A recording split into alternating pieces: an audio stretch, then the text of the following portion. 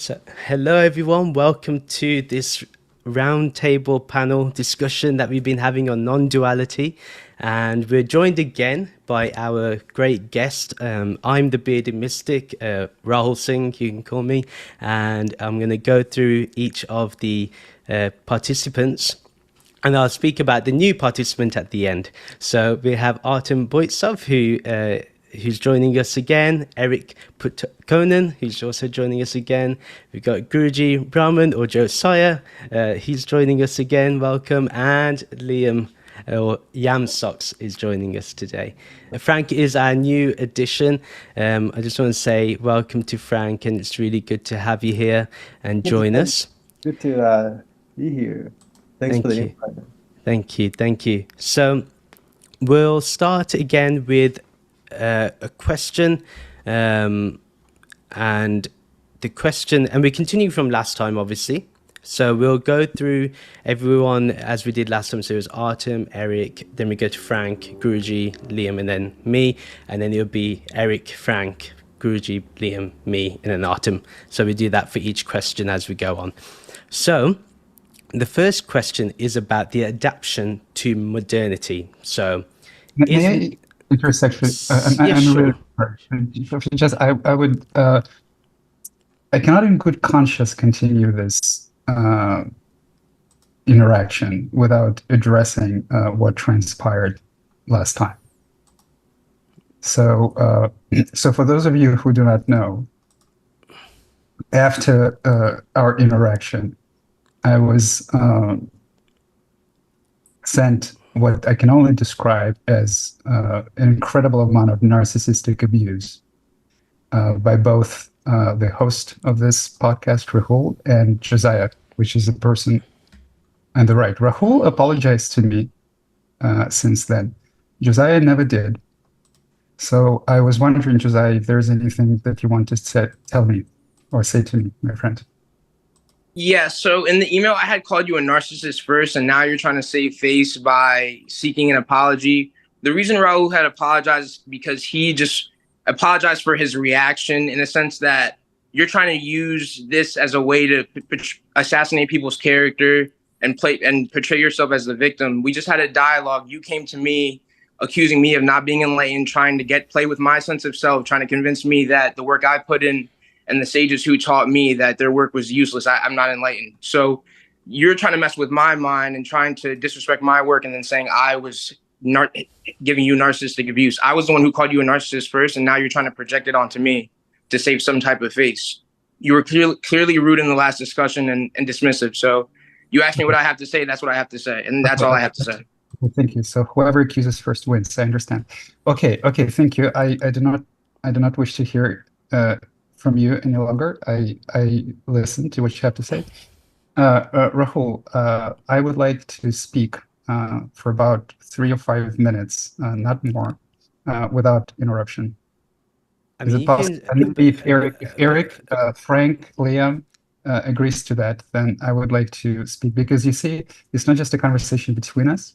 It's a conversation for the audience. My students are watching it. Other people's students are watching it. There's something that needs to be in the interest of everyone. I don't want to argue with Josiah. I want to speak to the audience for about 4 or 5 minutes. I think 45 minutes will be too much, in my opinion. 4 or 5, not 45. So yeah, I got you. 4 or 5 minutes will be too much. If you can keep it short. But the thing is, if you say anything, I do, like, for example, you said something about me, I should have the right to reply to that. So if you do want to speak, that's up to you, or we can actually do the roundtable discussion. I'm okay with Artem making an initial address. It's just, if possible, if we could not open a can of worms where it turns into a flame war going back and forth. Yeah.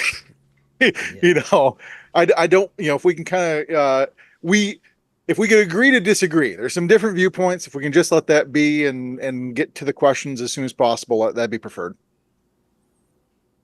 I would prefer if we moved on to the round table, but I understand this being Rahul's space. I give him permission to do what he wants with this. Yeah, me too. I'm trying to move on. Like, this is... Okay, Rahul, that's your decision. If you don't wish to give me the time, then I will just use my time for that. Yeah, you can use your time for that. That'd be your prerogative. That'd be totally up to you. Okay. 4 to 5 minutes is too much. We agreed to just 2 minutes, Okay. generally in the questions as well, as we said in the email. But Okay. yes, but yeah, I am sorry, but I want to keep it to the discussion. What people are here for, they're here for the non-duality. And I want to make sure we address that. So yes, back to the question. So the adaptation to modernity. So, is Neo-Advaita or modern non-dual circles more accessible to contemporary seekers, or does it lose the essential elements of the tradition Advaita Vedanta in its adaptation? We'll start with you, Artem, and then we'll go to you, then we'll go across. Okay, let me know when 2 minutes are up. So, my dear students, I would like to talk to you about the dynamics of spiritual abuse.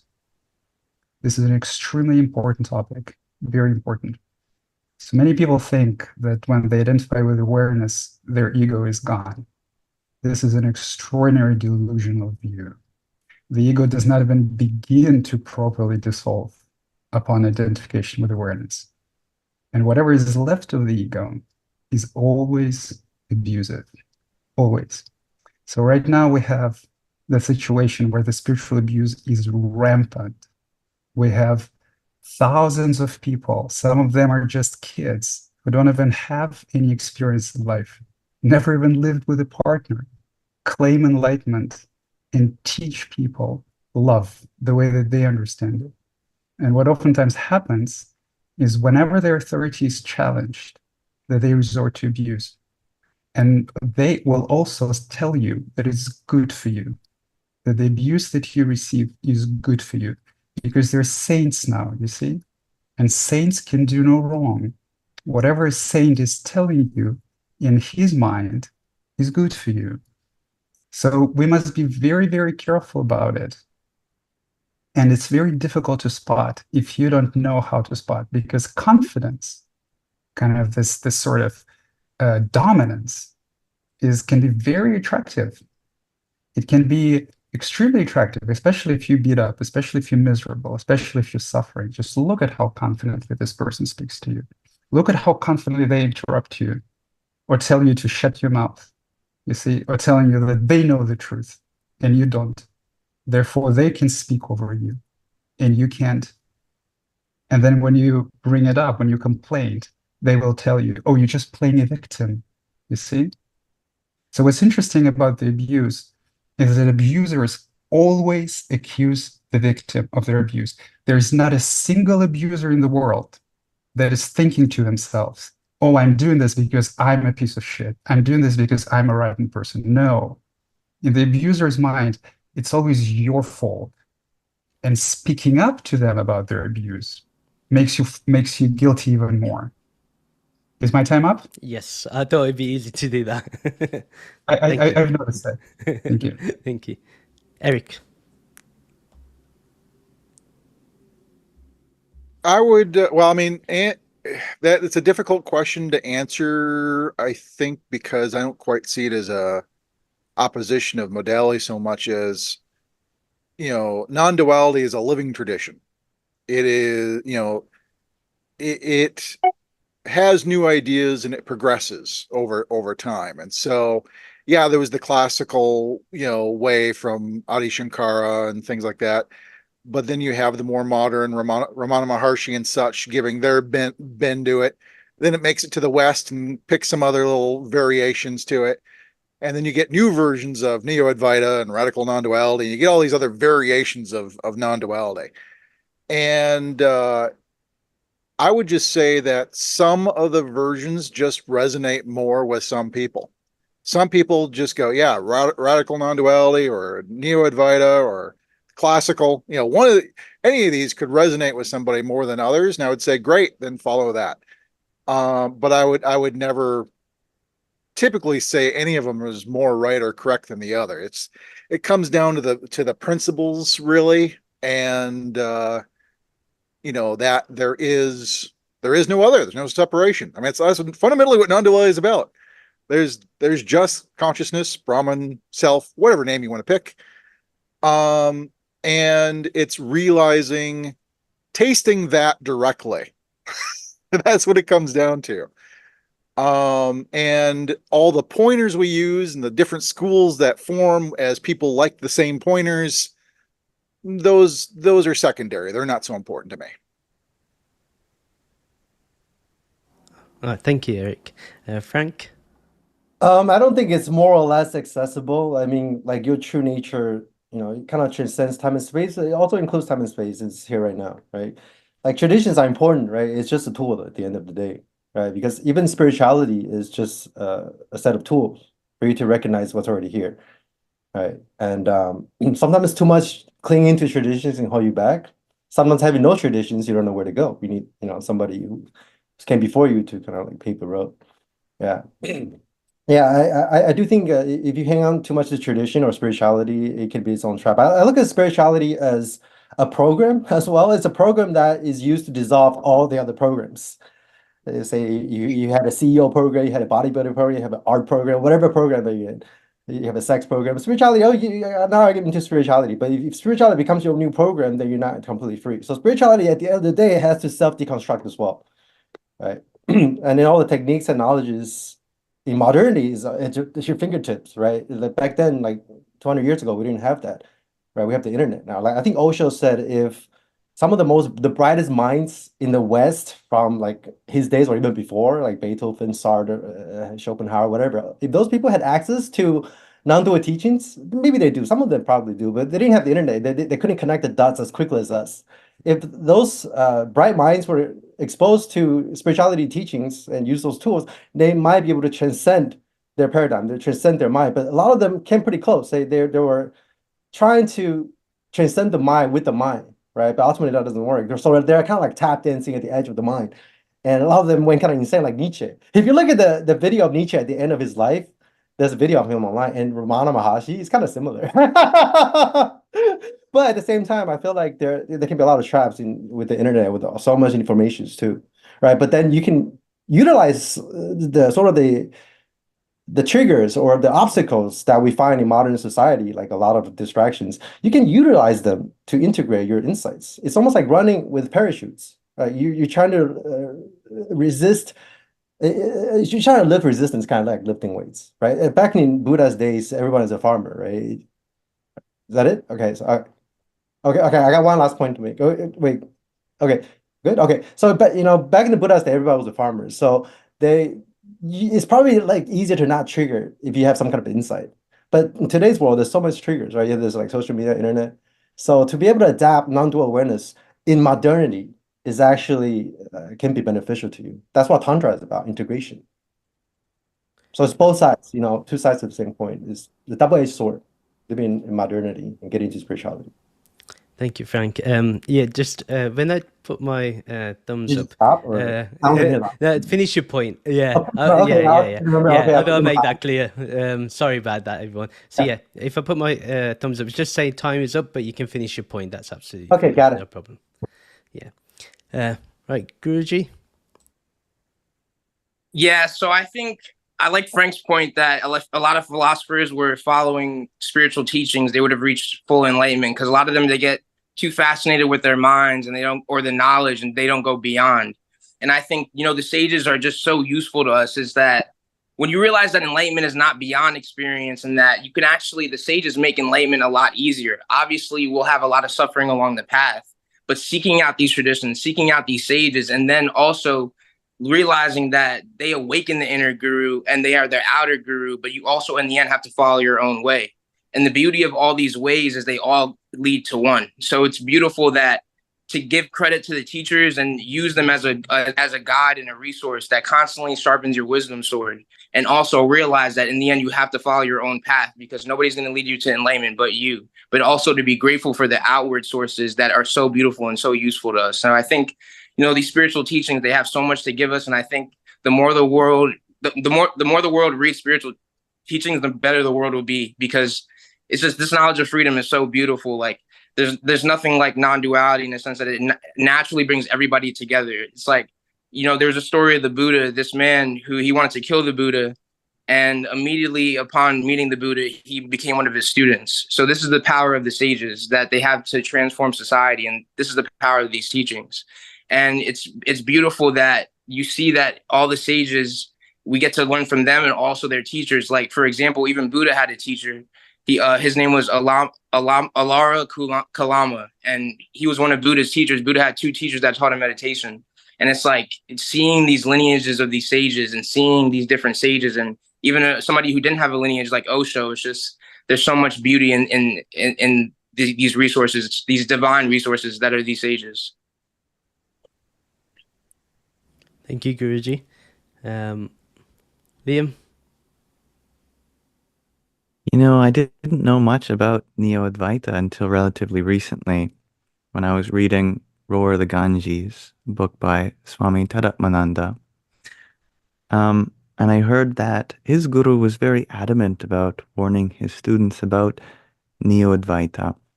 And I had really no idea what this was about until we had a podcast last time, part 1, and we were leading into this idea. So I started reading. In Roar the Ganges, his guru described it as Advaita Vedanta without the Vedanta, which I thought was very descriptive. Advaita being the non-dual tradition, non-duality, where the self and the rest of the universe is one. There is no separate self. But Vedanta, referring to the end of the Vedas, the scriptures from where this tradition arises, is the pramana, the means, the measure, which gets you to realize this. And upon reading the Wikipedia article on Neo-Advaita, I realized that I had been learning from a lot of Neo-Advaitan teachers without realizing it, like Papaji. Pardon me, Papaji. Okay, 1 second.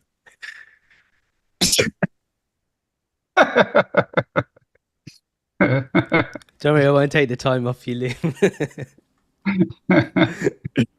I have some incense in my room. I think that might be inhaled at time to time. Okay. Yeah, Papaji, who was, I think he self-described himself as a student or disciple of Ramana Maharshi. But Ramana Maharshi, although accredited as founding the Neo-Advaitin movement, you know, he famously said that he had no disciples. There was no lineage that stemmed from him. As such, many criticize people who claim to be disciples of him or accredit the Neo-Advaitin movement to him. But in my own experience, I realized that I was making very similar claims, that you don't need scripture, you don't need a spiritual teacher. And I suppose from a very high sense, this is true. I mean, even in the Ashtavakra Gita, the sage Ashtavakra was asked by King Janaka, you know, the ultimate question: how is knowledge to be achieved, detachment acquired, liberation attained? And this is how the Ashtavakra Gita begins. And Ashtavakra replies, to be free, shun the experiences of the senses like poison. Turn your attention to kindness, forgiveness, sincerity, truth, empathy. You are not earth, water, fire, or air, nor are you even empty space. You are awareness alone, the witness of these. Abide in awareness with no illusion of person, and you will be instantly free and at peace. And later he says that you are the solitary witness of the whole universe. Your only bondage is not seeing this. And this is a very high scripture, a very high guru who is telling you that this can be realized instantly. And from a ultimate perspective, I agree with this, but I know that I thought personally that I got there a lot sooner than I guess I really have to go left. And I would also say things like, you know, The the time's up, soul is Liam. already enlightened. But please do finish the last point. Yeah. Please do. But in the meantime, I was still experiencing so much suffering. And so now I do recognize that I'm simply not ready for this revelation, that I have a long way to go, and therefore I do see the importance of Vedanta. Thank you, Liam. Thank you. So yes, my thoughts on this is really that modern non-duality, on some part of it, the Neo-Advaita movement, they don't acknowledge the scriptures or even gurus for the sake like Ramana Maharishi or any spiritual practice. And I think that loses a lot of the foundation that is required in order to be ready for the teaching, because it is very direct and one needs to get nurtured in a way. Although, yes, it's made it more accessible. Yes, I do agree that Neo-Advaita has made that possible. But what happens as a result, and I've seen in the past 5-10 years, is that they become gurus. They get big on YouTube, and then lo and behold, you find their channels deleted, and you find out, unfortunately, they've gone through some mental health crisis. So it kind of becomes a bit scary. And what I find they do is just create mini-me's. And so they may parrot what Tony Parsons says or parrot what Jim Newman says and not necessarily know the work that those two people have actually done beforehand. But to go into why I think the traditional way is really good is because the four yogas that Swami Vivekananda, really spoke about: devotion, knowledge, selfless action, and meditation. I think they're really important to setting up the mind for the direct pointing, and just going into what in the Upanishads is referred to. We have, and it kind of prepares the mind for this truth that Satyam Jnanam Anantam Brahman. So Brahman is the truth, knowledge, and infinity. And then because of that, out of that one teaching comes the four Mahavakyas, the four great sayings of the Upanishads. And it's said that if your mind is ready, it will understand it instantaneously. Otherwise, you go through Shravana, Manana, and Nididhyasana. So you go through the contemplation, reflection, and just very quickly, the four Mahavakyas is Prajnanam Brahma. So consciousness is Brahman. Tattvamasi, you are that. Ayam Atma Brahma, this self is Brahman. And Aham Brahmasmi, the most famous one, which is I am Brahman. So thank you. Now we can open the room for, we got time for some 6 minutes for any rebuttals or any comments anyone wants to make, anything they want to add on. You're free to do so. Are we supposed to rebut based on the question or? Based on any of the answers or, yeah. You don't have to stick to the topic of the question, right? Yes. Okay. Yes. I'd like to issue some comments. You sure? Please do. So first of all, Liam, I think that your honesty and vulnerability are beautiful. And regardless of whether you say that you're ready or not ready, this self-honesty about every part of your experience will take you all the way to the final liberation, because the final liberation is as much about being honest with yourself as it is about anything else. And the enlightenment can be described as simply the state of complete honesty. So I think this was very beautiful what you said. So I wanted to say a couple of things about the gurus and the things. So one thing to understand about the ego is that the ego exists in relationship. It exists in hierarchies, always and forever. So it looks above, it looks below. It evaluates who am I better and then who am I worse than. And then what happens when people have a realization is that the awareness is there, sure, but a lot of the ego is always there. And so the ego says, okay, I'm not interested in worldly hierarchies anymore. I have seen through them. I have seen that they bring me suffering. So I'm not as much interested in success, money, other things that make me better than or worse than other people. But now my hierarchy is spiritual hierarchy. So my guru is above me. The ignorant people are below me. And so I'm going to try to climb this hierarchy to reach my guru. So what actually happens is that this view is very painfully destroyed, very painfully. That's why many gurus and sages and YouTube personalities have mental health crisis before authentic aloneness is realized. And in authentic aloneness, There are no gurus, and there is no one above you. There is no one below you. So so that's kind of how the spiritual ego is formed and why it's still abusive, because for as long as you exist in a hierarchy, you are abusive.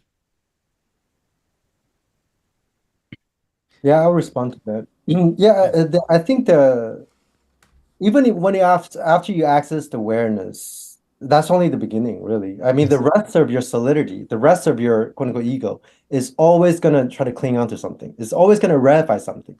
Now, I'm gonna use the word ratification a lot in this talk. What I mean is making something substantial, bringing something into existence, right? So the rest of the ego either is clinging on to a tradition or a guru or awareness, right? That's one of the things that I see a lot in non-dual circles. There's always an inclination to cling onto awareness as the new self, as the big self, right? That's in view in extremity, actually, this eternal witness thing. I went through that stage as well. And then, like a lot of the people that are in non-duality, I realized that I wasn't completely free from suffering. Actually, in a sense, I was suffering even more because I was clinging on to this idea that I am awareness, I'm consciousness, everything consciousness. But that's just a view, actually, right? In a sense, that's just an idea. Sure, there's an experience. Everything, I can say everything is consciousness, like everything is consciousness in a sense. But the clinging on to consciousness can have its own implications. It can have its own danger. That's why a lot of people go crazy after non-duality, because they're not seeing the lack of inherent existence in even consciousness, right? Yeah. So go ahead. Oh, and absolutely, I completely agree with you. And then there's also a tendency to sort of rename and discount the remaining suffering. Like, okay, so, oh, there's pain, but no suffering. Or like, okay, I suffer, but I just don't identify with it. Right. Or like some people say, emotions are just energy motions. So it's like there's a tendency after the awareness is found to describe your experience as an experience of no suffering somehow by linguistic tricks, even though obviously you still can get angry, uncomfortable, and things like that. So actually, from that perspective, the role of the authentic guru is not someone to follow or something, but the role of the authentic guru after the realization, after the awareness is found, is to uncover by his questions, dialogues, or his very presence, by uncover the remaining hypocrisy, the remaining suffering in you. And from that perspective, the physical presence is completely different. YouTube video is just a joke. Text is just a joke. I have people that exchanged in very acrimonious, very sort of aggressive text meetings with me, text conversations with me, and then they meet me in person and they cannot hold my gaze. They can look me in the eye for 5 seconds and then it becomes too painful for them. So the physical presence is very important. So if you have a guru whom you can visit physically, please spend as much time as you can with them, because it's very easy to delude yourself into thinking you understand all the ancient texts, that you don't need anyone, that you don't suffer anymore. But for as long as people, any person actually, that's why Ram Dass said, if you think you're enlightened, spend 2 weeks with your parents. So for as long as any people, and especially your guru, can create any sorts of unpleasant reaction in you, which is unpleasant for you to experience with his words, or by just looking at you, conversing with you, the spiritual path continues, and the path of dissolving suffering into the infinite love continues. I'd have to say, I agree with Artem. I mean, a guru can point out and prod the self-deception, because ultimately you got to be brutally honest with yourself. That's the last refuge of the ego, is to spiritually bypass and excuse and reframe the suffering and everything that's being experienced as, oh, this is okay, but I'm still enlightened. Because this is okay, because I'm awareness. I don't suffer. Well, awareness never suffers. You see, it's like just take the identity of awareness and say, I'm awareness. There's a lot of identification there still. But then you see, awareness can talk either. So I mean, if you say I don't suffer, that's certainly not awareness saying that, because awareness cannot talk and awareness doesn't suffer. So the individual does. So the transformation of the individual, of the human, is what constitutes the bulk of the spiritual path. Finding awareness, discovering awareness is just a milestone in it. It's not even a very significant milestone. I mean, most of the suffering of the ego actually is discovered after finding awareness, not before.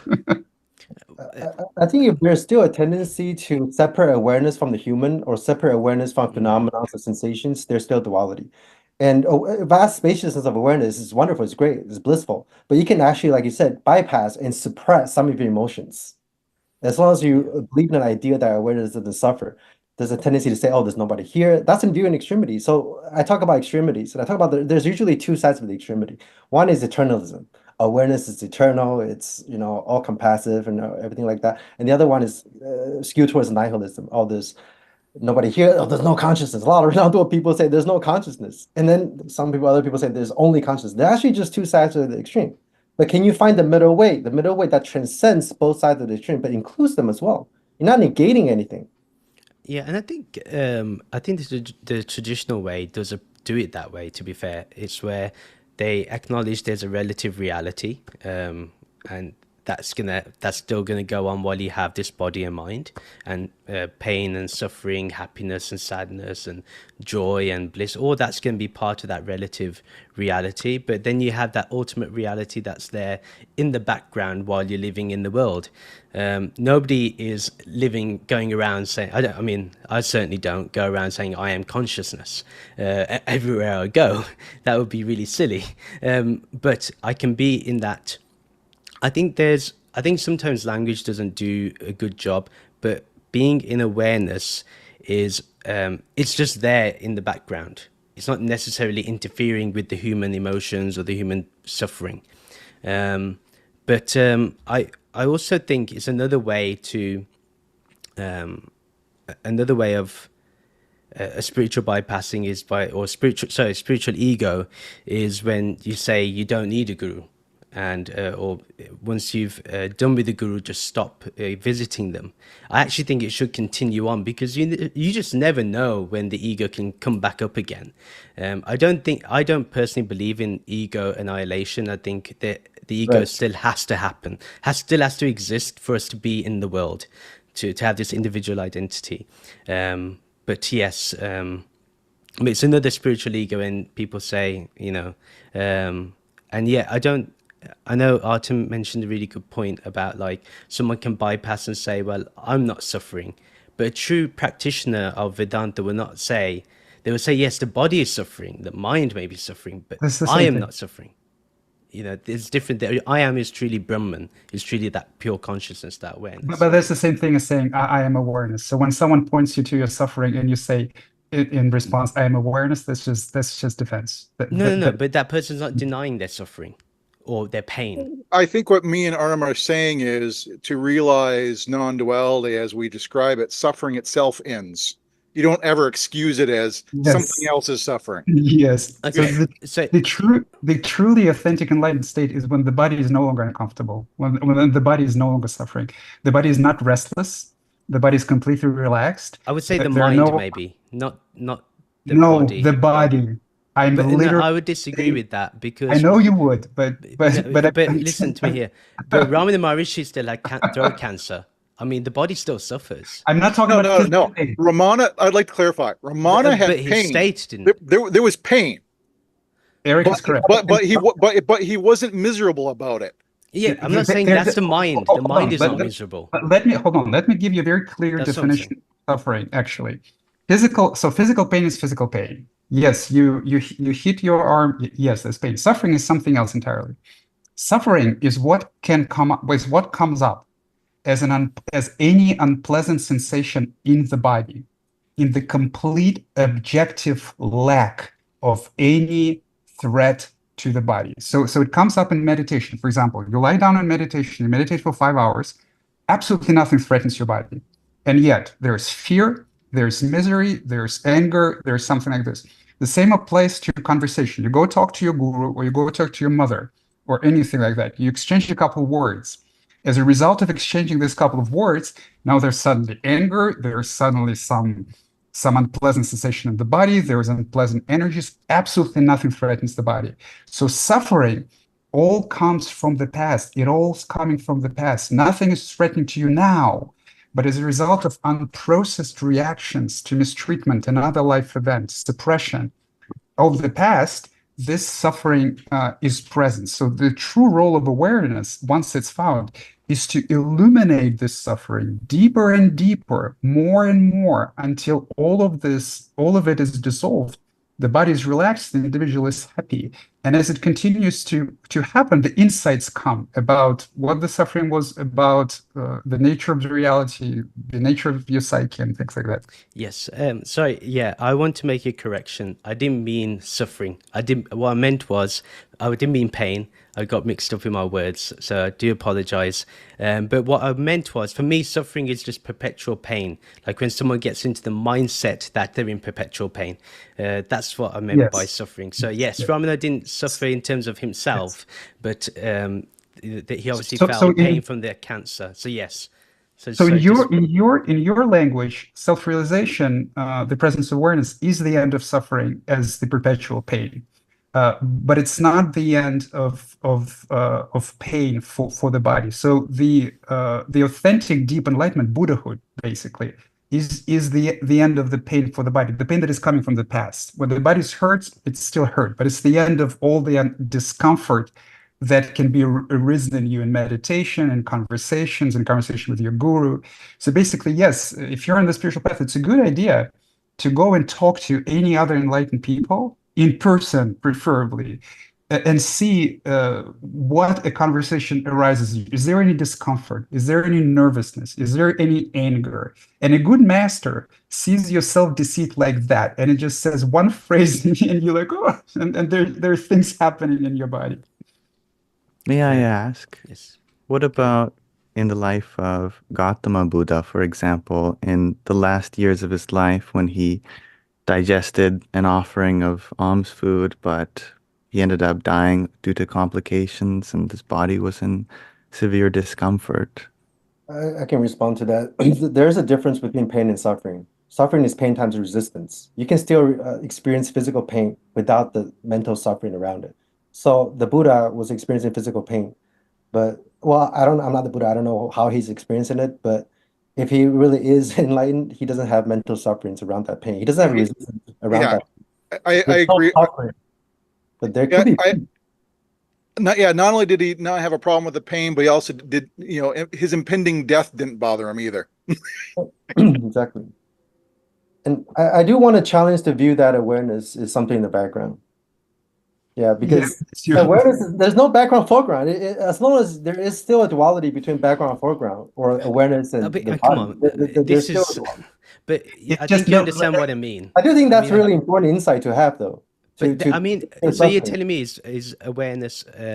So when you're living in the world, when you're lifting weights, are you? It's always there. It is always there. I'm not denying that it's always there, but don't you, when you're acting in the world, you can't be just in that awareness. You're not fully like in a meditative state. There's no awareness to be in. You are awareness. Yeah, there is no awareness to be. In a sense, the paradox is, though, I describe this as dissolving the solidity of your body mind from solidity to liquid to smoke, then to air. So you just keep dissolving until you lose the center completely. Then the subject-object duality collapses. But the trick is not the trick, but the paradox is when the center disappears, the bubble also disappears because the circumference cannot exist without a center. So even the bubble of awareness, even awareness is a separate substrate from everything else, from sensation, perception, sight, sound, thoughts, the body. That substrate disappears. Like me and Artem talked about, if you realize something completely, it disappears from your mental landscape. Not that there is no quote-unquote awareness, but that it's just not a thing anymore. You see through the emptiness of awareness, in a sense. Because if you still perceive awareness as having a substance, that means you're still perceiving a part of yourself as having a substance. So you cling on to awareness. Let me add to that. Maybe I'm sorry. I just want to put it in a way that is maybe more easily understood, that in the language of like clinging and reification. Grasping, yeah. All suffering comes from grasping, reification, making things solid. Well, yes, but from the perspective of practice, it's a difficult statement to do something with. I mean, how do you know if you're reifying, not reifying, things like that? So awareness first, yes, it comes up, and it's always in the background. But what its true role is on the spiritual path is bridge the distance between everything and it. Right. Basically, it's on the background because in your experience there is some difference there's some distance between the experience of the human body, pain, and awareness. So with continued practice, awareness bridges the distance first with pain, because pain is usually the most kind of prominent part of the experience, especially when the human is suffering. So the role of the awareness is to explore the pain, become closer to the pain, become intimate with the pain. So it bridges this distance. And then with that, the awareness bridges the distance to all the human experience, to the five bodily senses. And then when this distance is completely bridged, the five bodily senses and awareness kind of collapse together, and there is no more distance. Yes. It actually so that's why Osho, after he went into another 3 year of meditation and beyond enlightenment, he said, my spirit and my body are finally one. So it's like, for as long as there is spirit awareness and the body that is observing the awareness, there's still some distance. And in complete enlightenment, it kind of completely closed. Yeah, that's and that when that distance disappears and the center vanishes and leaving no circumference. right. It does not matter what the body does, whether you're working out, eating, whatever. There's always that centerless, boundless thing. Yeah, exactly. Yeah. So when I say grasping, I just mean some kind of a contraction in the body. So all suffering comes from some kind of a grasping, whether you're grasping onto an idea or thoughts or an emotion or space or anything. Yeah. So you have to let go of all grasping. That doesn't mean that when you let go of something, it doesn't exist. You just let go of your grasping, your identification to it. I'm not saying awareness exists or not exists. I'm saying you see through the lack of inherent existence in awareness. When something doesn't have inherent existence, it doesn't mean it doesn't exist. Because when you say something doesn't exist, that's nihilism. That's already one side of the extreme, right? This thing is beyond existence and non-existence. Existence and non-existence is just a duality that doesn't even make sense anymore. Yeah. So exactly. The sensation. Another way I describe the source becomes appearance. Like there's just this, right? There's nothing to compare this with. So even just saying awareness or not is already a duality. Yeah, it becomes absurd. Yeah.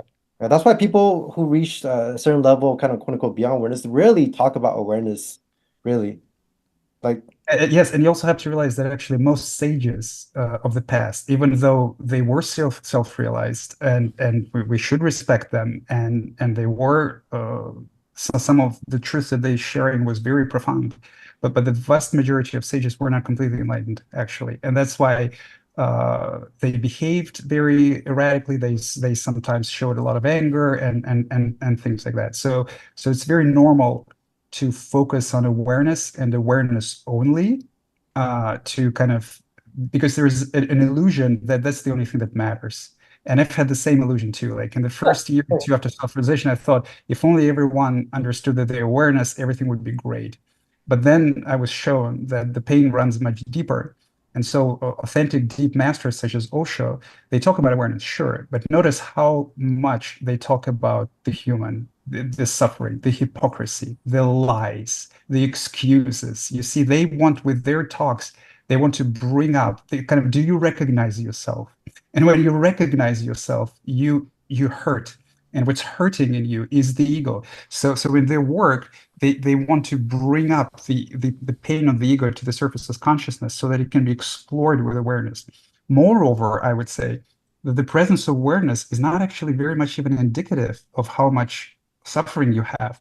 Like if you look at the world around you, there are people, 70-year-old old people, very chill, very forgiving, very loving, doesn't know a single word about spirituality. Will say, awareness, what awareness? I don't know. I've got no idea. But it's obvious that they have much more love and much more acceptance, and they're much less easily triggered than like 20-year-old Josiah. I'm sorry, like 20-year-old, 25-year-old, doesn't matter. Like young kids that run around screaming, I'm Brahman, I'm awareness, but still very easily pained. You see, so the presence of awareness, the awareness can be present and the huge suffering can be present at the same time, or the person might not even understand what you mean by awareness, but they went through so much shit and explored so much, and they have surrendered to so much of it, then they're naturally more loving, more chill, less triggered, more accepting, more compassion. So actually exploring the pains and suffering of the ego is the most spiritual work, even the most important. Even before you found awareness, it's the most important. that's what therapists focus on. I mean, you become more emotionally mature, and you become closer and closer to the moment that you will find awareness. And when you find awareness, it continues. Yeah, I think I understand what the three of you are talking about, but I feel with Vedanta, it's very simple. It's like if once you know that you are awareness, you stick with that, and you come back to that in your day-to-day life until obviously we get to that place where there is only awareness. But even then, awareness becomes this existence. That's the whole point of Satchitananda, is to say that this whole existence is consciousness itself, and it's full of bliss. I think the difference that we have is where I won't say there's anything beyond awareness. I would say there is only consciousness. That is it. And I just put the point blank there. And the reason why Vedanta doesn't concentrate too much on your pain and your suffering, because essentially it shows you through the methods that it's ultimately unreal. It's not going to last. It's changing. One day you're in pain, the next day you're not. One time you're in suffering. So that they show you through its precise means how it's not real in the ultimate reality sense. Not denying your relative reality, but in the ultimate.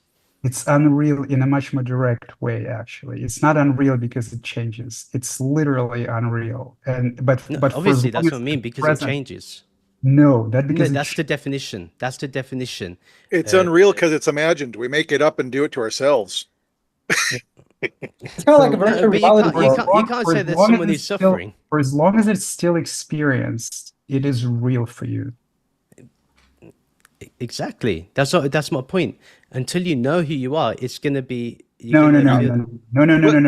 For as long as it's still a part of your experience, it is real for you.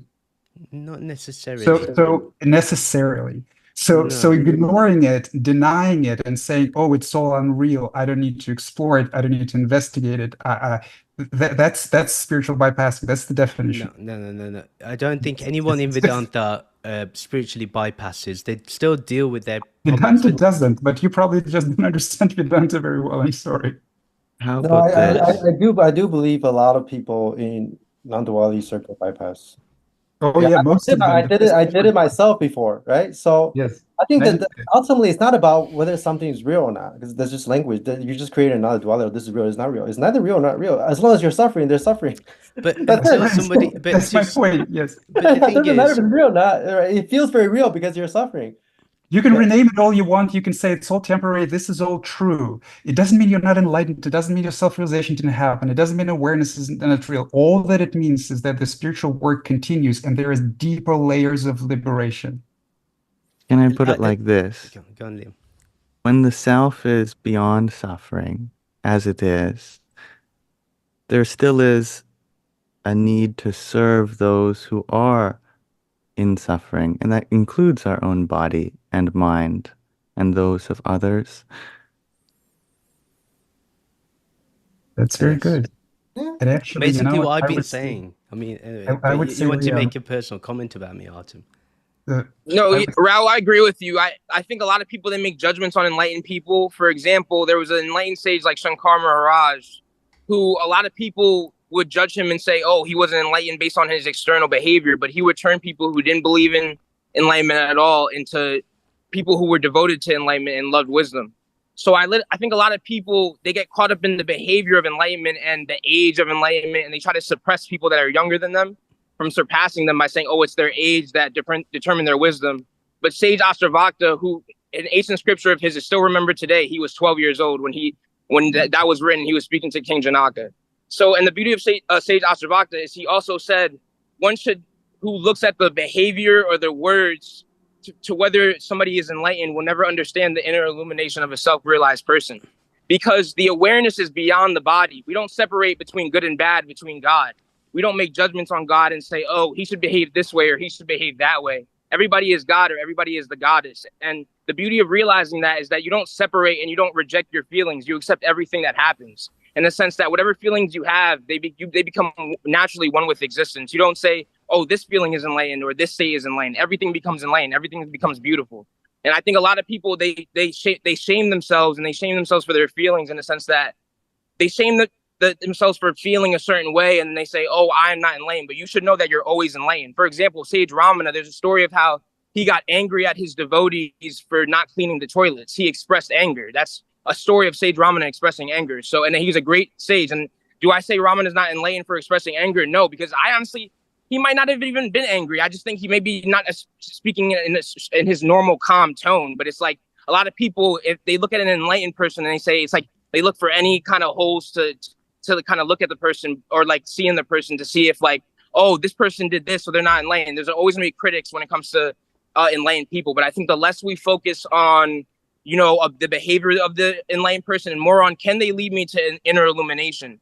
Do they lead me to the inner guru? Do they remind me that my freedom is always inherent? Because a lot of people, there's 1,000 different perspectives on people's behaviors. People are going to have so many different opinions of you. And there's going to be people who, like Mirabai said, some praise me, some blame me. I go the other way. So people are always going to think negatively and positively about you. So it's just about having that inner bliss, having that inner peace. Because Krishna, he was a sage and he killed his uncle. And you know, and his uncle, some people say, how can an enlightened person kill somebody? He was saving the town from a tyrant. So, and you know, sometimes an enlightened person does actions somebody else might not deem as enlightened, even though they have inward bliss inside. So don't be too caught up in, you know, thinking, oh, this is an enlightened action, this is an enlightened state. And you're always enlightened. You're always free. The limitless God is always there. You just think you aren't with this mind. I would like to respond to that, because it's actually, it's not that I disagree with everything you say. Actually, I agree with quite a lot of things you said, which is sort of new for me. so the we're all God, so you know, it's like even the arguments are an illusion. You're right in a lot of things. So first of all, it's important for people to understand that you should not shame yourself for your emotion. So every emotion is correct emotion to have. That's very important. I want to make a comment about behavior, though.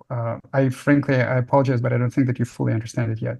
So it's very important with regards to behavior. Yes, you're right. The behavior is not indicative. You can be angry. You can be that, like an enlightened sage or a master can behave in all sorts of very strange ways, and that doesn't mean that he's not enlightened.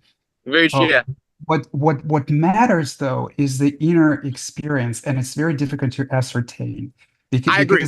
Because behavior can come from pain, right? So there's like a painful impulse, like, ooh, I felt insecure, and then you blah, blah, blah, blah, or like, ooh, I felt angry, and then you blah, blah, blah.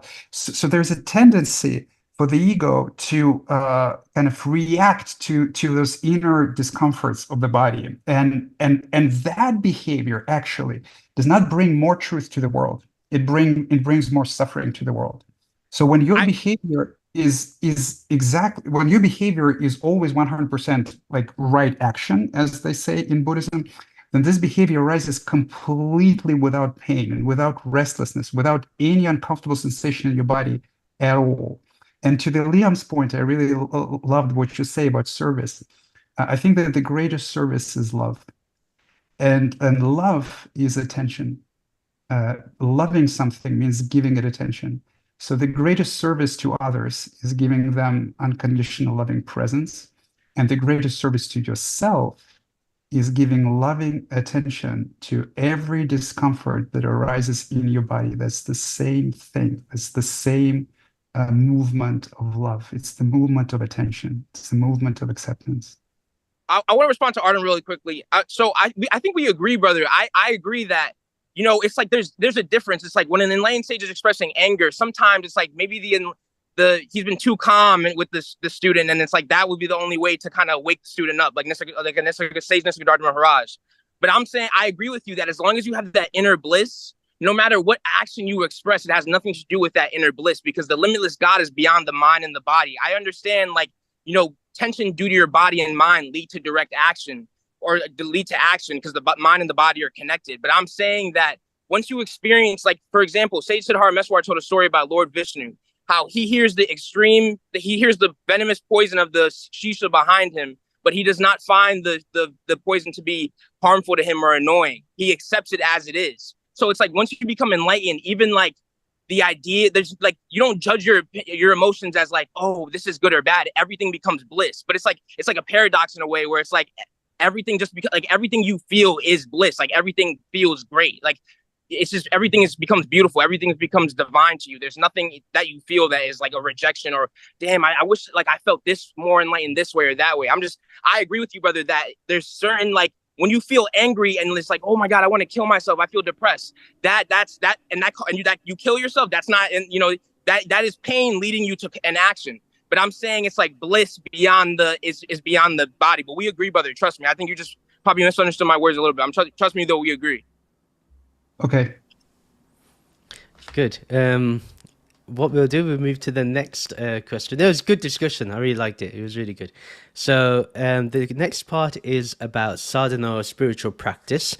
Is the emphasis on prolonged and disciplined practice in traditional Advaita essential, or can the more immediate approach of radical non-duality be equally effective? And I maybe just add just a bit. You may have your own method and way of approaching this. You can even talk about that if you like. That's absolutely fine. So we'll start with you, Eric.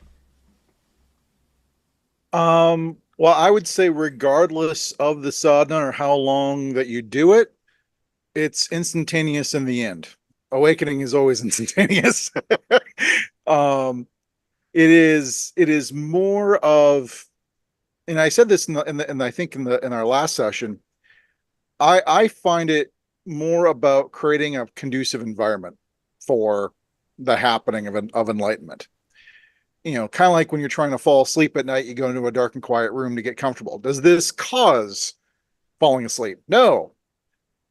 No matter how long you stay in a dark and quiet room, you may not fall asleep if you don't want to, or you have insomnia. But does it make more conducive? Of course it makes it more conducive. You may even fall asleep faster in a dark and quiet room. But so I don't put a causal factor. And I know a lot of classical Advaita almost wants to put a causal thing, like if you put enough time in this, it will cause it. I disagree with that. But I will say sadhana does help. So I'm not quite on the radical non-duality side where I want to toss out all sadhana and I say it's useless to practice. I tend to put it more as sadhana has its place. It can make the environment more conducive. But you never want to think that you're causing enlightenment to happen. It's just do the sadhana for its own sake and let it happen on its own. Rest into it and let it happen. So that's kind of my view. And I think that answers your question. Thank you. Frank, please. Yeah, I agree with that. I think Dasa said enlightenment or awakening is an accident, and practice will make you more accident prone, right? Ultimately, awakening doesn't really happen in time, but then at the same time, it does as well, right? Because the ultimate and the relative are one. But I do agree with Eric is that everything arises through the right conditionality, right? So if you set up the right conditionality, there could be awakening. Just like when all the right conditionality come together, boom, the rainbow appears as this emergent property, right? And then you can apply this insight of codependent origination to even awareness itself, not just awake. Well, yeah, if you talk about awakening being the recognition of awareness initially, that's what's happening. You set up the right condition for the recognition of awareness to happen, but it's not really something that's cause and effect. It's not really something that's linear. But then there can be linearity too, because linearity is also part of the causes and conditions. Yeah. So a sangha or a spiritual practice, you're setting up the right conditions for that to happen. But is one thing leading to the next, sort of this casual level of if I just do this, it's going to lead to awakening? No, it's too simple of a view. It's like everything is just webs on webs of this interest net, like what infinite webs on infinite webs of this interest net. Like every single point is connected to every other point is connected to itself. You are so buff, it's distracting. Yeah.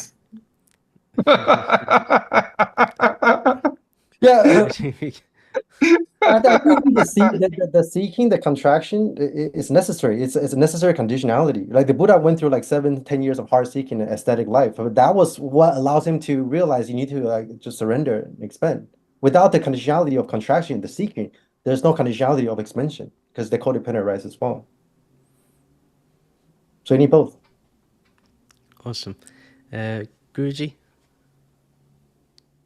So you realize that in a sense you have to go through the illusion of practice to find enlightenment. It's like once you go along the journey, and then once you get it, you're like, oh my God, like I was searching for something that I already was. But then it's like, it's funny that you have to go through the journey, and you have to go through the idea that you have to get rid of something that never was. But the beauty of God is that he forgets himself to find himself, and it's actually fun. And it's like you become grateful for your past suffering, and well, the illusion of suffering that you thought you had, because it gives you an opportunity to laugh. It's like all the trials you went through, all the tribulations to finally get to that place. It's like, oh my God, I was a fool. I was already there. So then it's like, that's why freedom is so, and that's why people have such gratefulness to the gurus, because when you practice the sadhana, it's like imagine your whole life you were told you were imprisoned, and then one day somebody shows you a mirror. Like there's a story about how a lion thought he was a mouse, and then somebody showed him he was a lion, and then he realized he was a lion. It's like imagine somebody showed you were a lion, and it's like, and then he reminds you, like, wait a minute, don't pay attention to me pointing that you're a lion. Remember that you're the lion.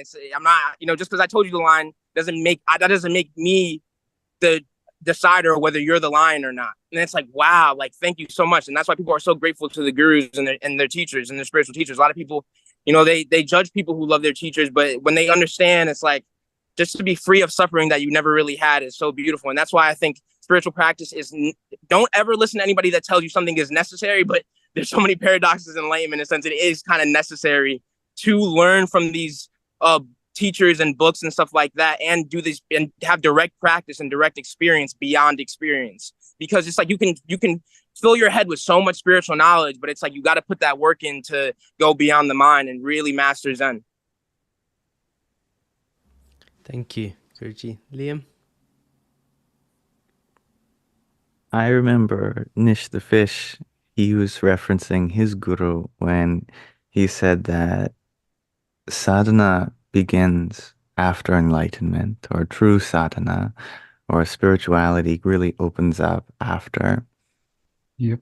And that's not to say that everyone who's practicing sadhana is already enlightened, but it's to say that, don't place these mundane things as less than enlightenment, because even if you're already enlightened, there's so much meaning in the symbolism of sadhana. And I love going through that symbolism. There's more that I could probably take up myself, and I feel like it's just so purposeful in that moment to go through this ritual offering to God, the self, the universe, because, well, what else are you going to do, I guess? Additionally, I remember you mentioned the Mahavakyas, and I think that there's kind of 3 layers to mantra in the Hindu tradition. There's Nama Japa, which is just chanting the holy names. And then if you get initiated by a guru, he gives you a mantra, he or she. And then from that, you do mantra japa. And then at the end, you realize these Mahavakyas, Aham Brahmasmi, Tattvam Asi, etc. And I know that previously I had really shortcut that process, and I was chanting the Mahavakyas before ever been giving a mantra, before doing any nama japa. And then I realized that actually I love doing nama japa, even though it's like the entry level and the 3 layers I've described. That feeling of always being a beginner to me, of continually deepening my sadhanas, is just so meaningful. And so I almost put nama japa and that part of sadhana above the Mahavakyas. But that's just my experience. Thank you, Liam. That was really, really nice. I remember growing up and always listening to the fact that, realizing consciousness is just the beginning. Then comes the assimilation, and that we've talked a lot about the assimilation afterwards, and what that can entail. And my answer is it depends on the seeker. I really believe the seeker has to make that decision what would work for them. Some need to have a lot of time and take it in a slow pace, while some are ready for that wisdom straight away. And we mentioned the Mahavakya. Some people can hear it and they understand instantaneously that what it exactly means. They don't need to do any other work other than just remaining in the state. They've literally, taken the fast pace and got where they need to.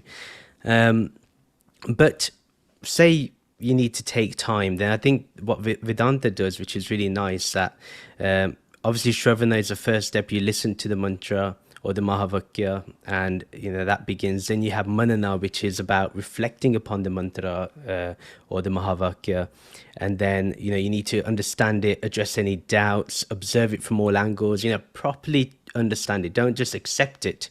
You have to rigorously test it out, doubt it, wash it clean, get it dirty again, wash it clean, get it dirty. You really have to do your work. And then comes Nididhyasana, so contemplate on it, meditate upon it, and allow yourself to become one with the Mahavakya. Allow it to penetrate every part of your being, because that is the ultimate truth. So, in my opinion, doing this along with the 4 yogas that we talked about earlier, that will put someone on a relatively good pace track. And sadhana is not about having a mind free of problems, or a body that is always going to be continuously healthy, or that a life will never have challenges. We can find this sometimes in the devotional path, that people may feel this, but those things will occur. And sadhana is really about making you free from the body, mind, intellect, so you can rest in consciousness alone, which is truly the only reality there is at the ultimate level. And that's what liberation is. And in Vedanta, what I really like, the sadhana is about being liberated while you're alive, not waiting for when you die and think you'll be liberated then. So thank you. I'll go to Artem now.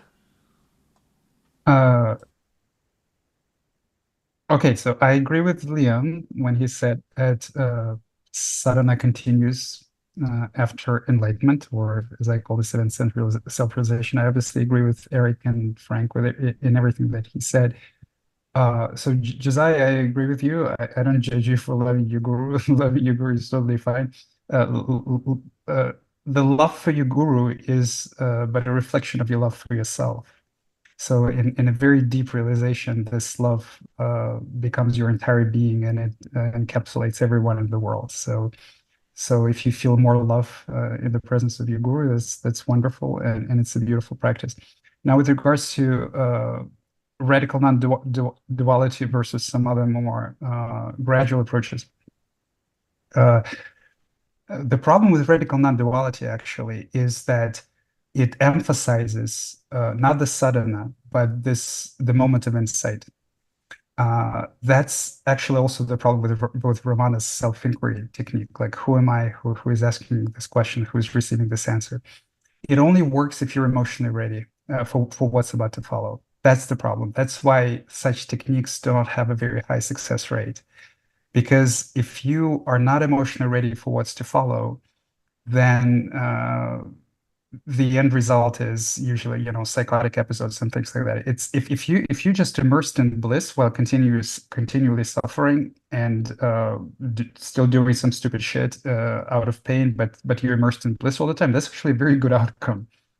For a lot of people, when they receive an insight that their selves don't exist and the egos don't exist, if it's a deep insight and they're not emotionally ready for what follows, it's a long period of very, very difficult experiences. And I spoke to many homeless people on the street. It was absolutely apparent to me that quite a lot of them had a moment of insight. It's just how they speak to me, you see. But they don't have a good guidance to integrate the insight. They don't have a good framework for sadhana. So I think that regardless of whether that you before self-realization or after self-realization, the most fundamental practice is growing to be more and more okay with all parts of your experience, can be practiced both before and after. It's just that after self-realization, it becomes much easier. But direct pointings without this practice, they for a lot of people, they either don't work or they lead to bad outcomes if this is completely not established, but just pointings. So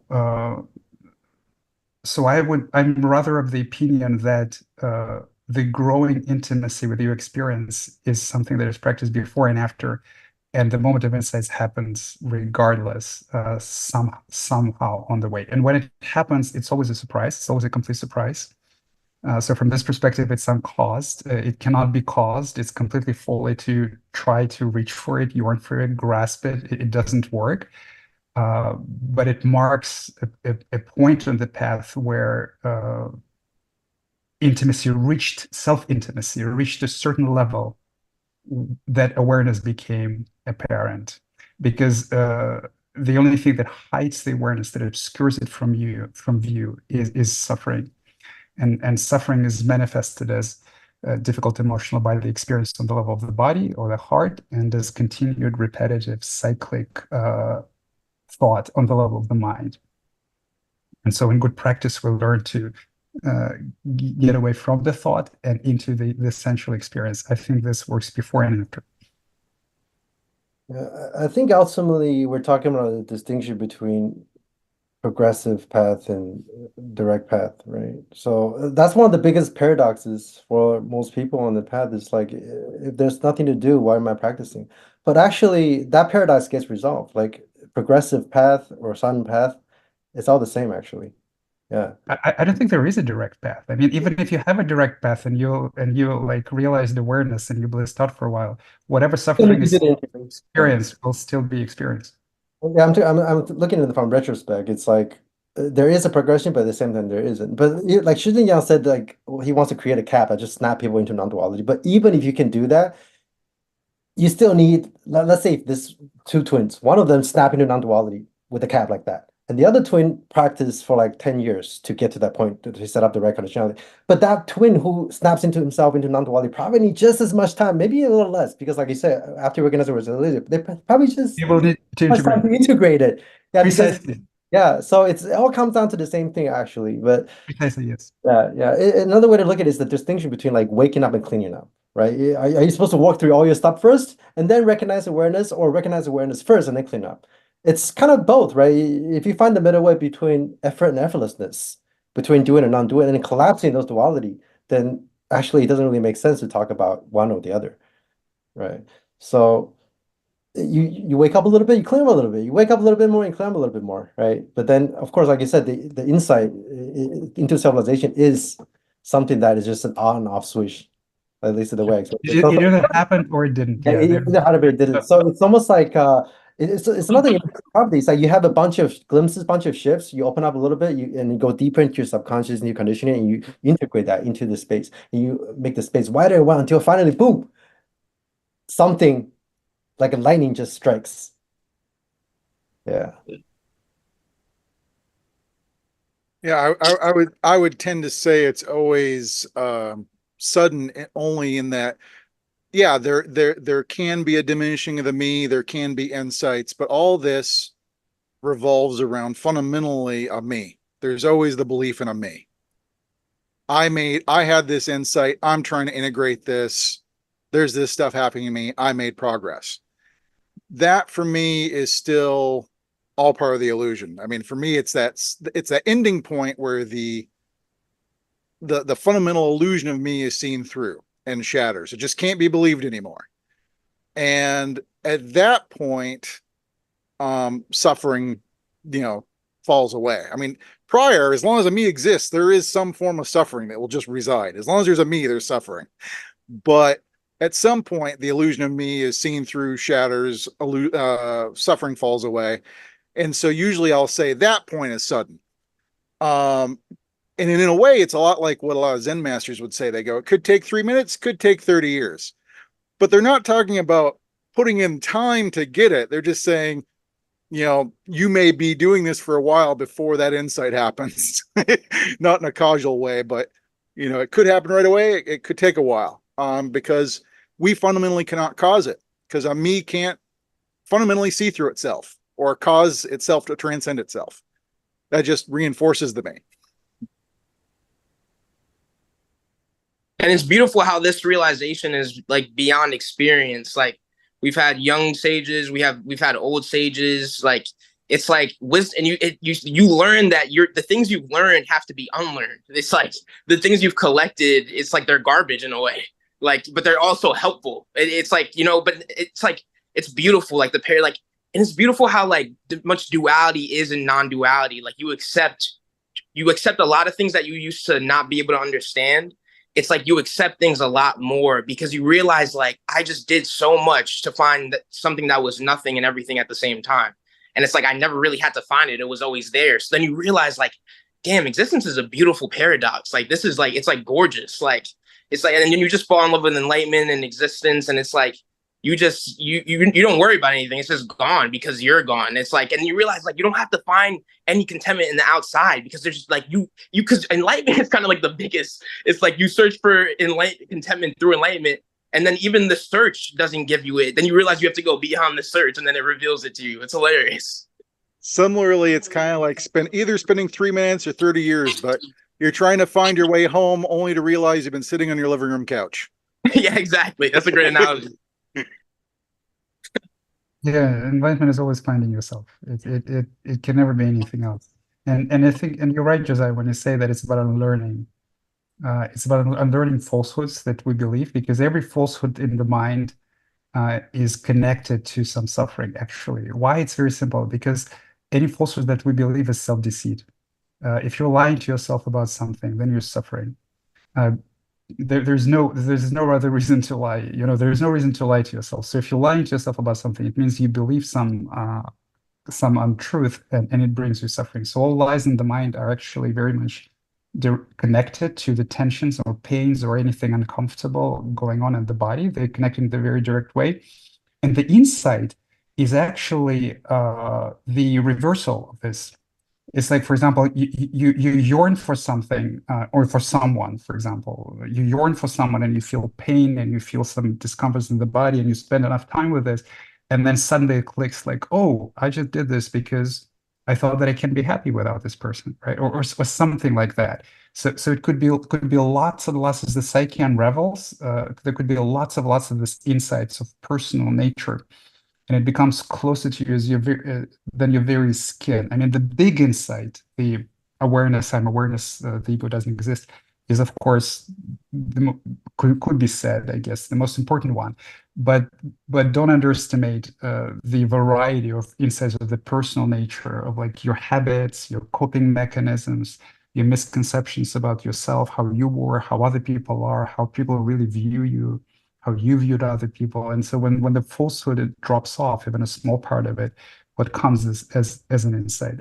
And as I really like to say oftentimes, is that the interesting thing about authentic insights, they all have this flavor of, I've always known this, always. I was just in denial. Like I've always known, for example, talking about personal insights, like I've always known that this person doesn't actually like me or love me, but I was lying to myself because I was seeking their approval and I really wanted to prove something to them. So an insight like this, there could be a lot of insights like this.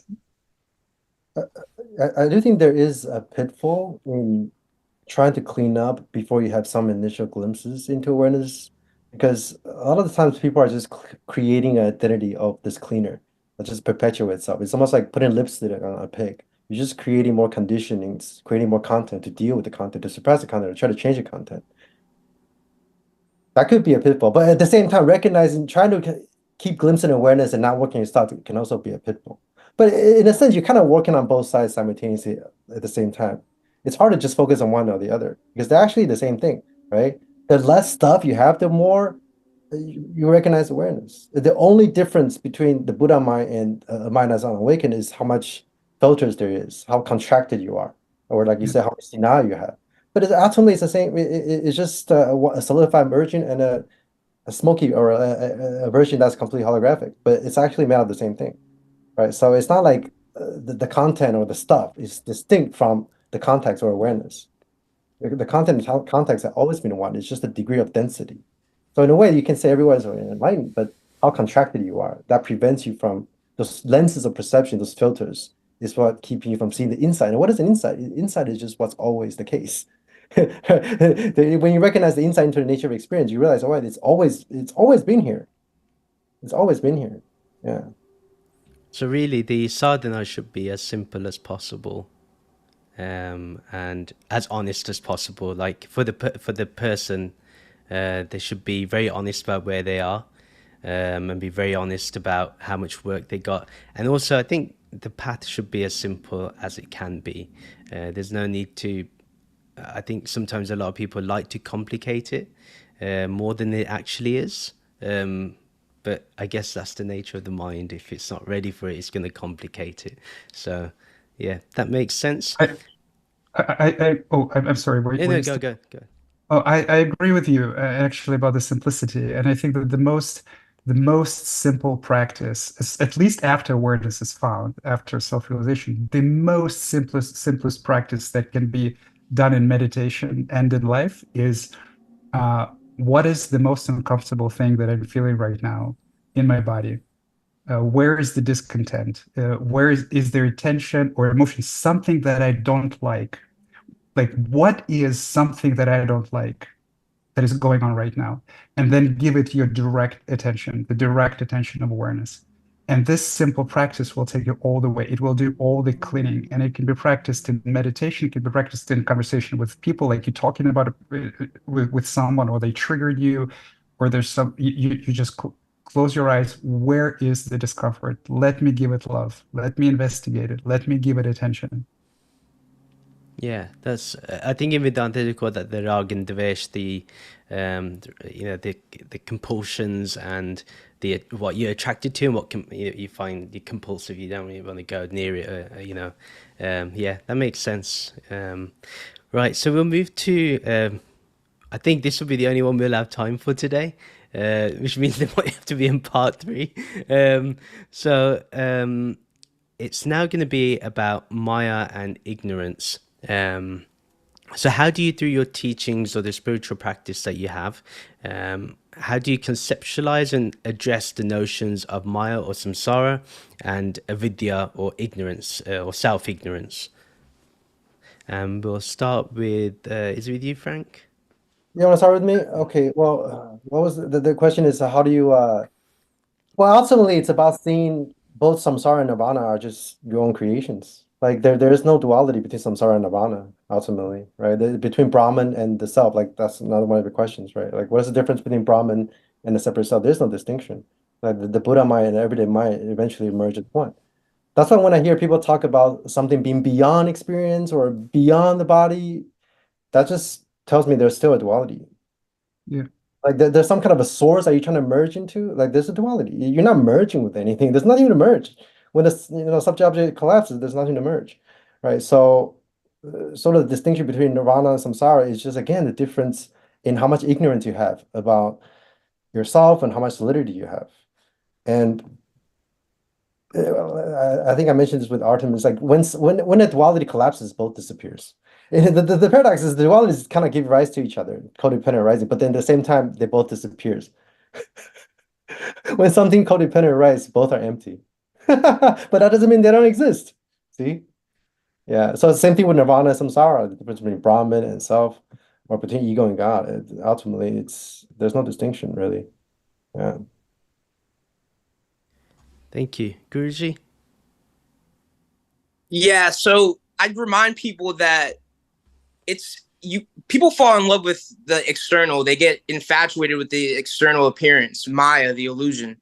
But I tell people it's okay to fall in love with the goddess, just don't hold on to her.